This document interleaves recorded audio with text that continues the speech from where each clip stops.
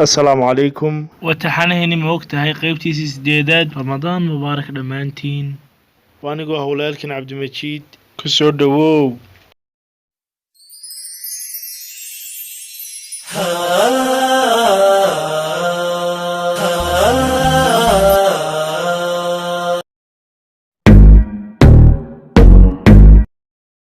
ma ogtahay in fikradda kamarada iyo wax la sawiraaba uu samaysankooda ka dambeeyey caalim muslim ah oo lagu magacaabi jiray ibnu haytham? ma ogtahay in nebiyullaahi ismaaciil calayhi salaam uu ahaa ruuxii u horreeyey ee fuula fardaha?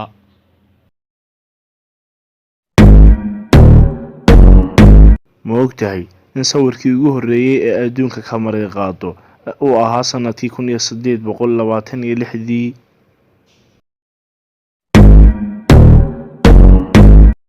ma ogtahay in dowladda Jarmalku ay tahay wadankii ugu horreeyey ee samaysta saaruukha ama hoobiyaha sidaan u naqaano sanadkii 1942?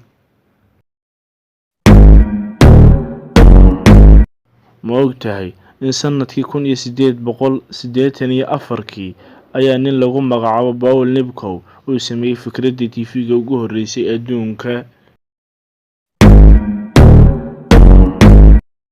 ma ogtahay in warkii ugu horreeyey ee laga baahiyey TV-ga weyn ee Al Jazeera laga soo daayay 1996؟ هذه أول نشرة إخبارية من قناة الجزيرة في قطر.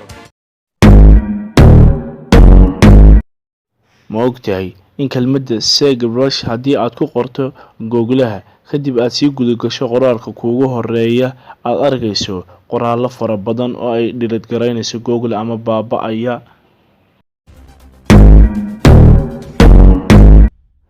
ma ogtahay in magaca camera uu ka yimi magac af carabi ah oo ahaa qumra macnaheeduna yahay qolkii madoobaa?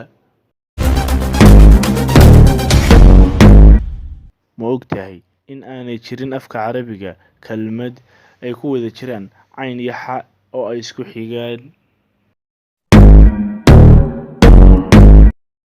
ma ogtahay in fikradda kamarada iyo wax la sawiraaba uu samaysankooda ka dambeeyey caalim muslim ah oo lagu magacaabi jiray ibnu haytham?